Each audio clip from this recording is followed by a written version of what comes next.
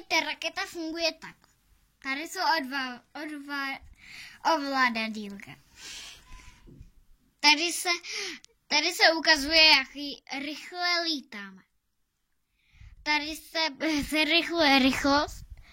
Tady se ukazuje, co a kde jsme.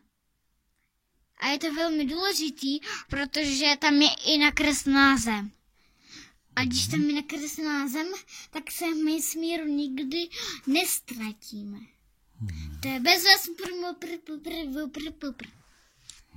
A tady máme křídla. Ty si ovládej tímhletím. Pokud jsem je oddělat tak zmáčkneme tohle, tak a padaj. No a je to. A máme tady obyčejnou loď. A podvozek vypadá tak, zapne se. Pokud chceme jet rychlejc, tak zapneme tyhle všechny tlačítka.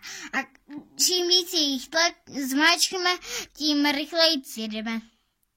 Nasledanou příště!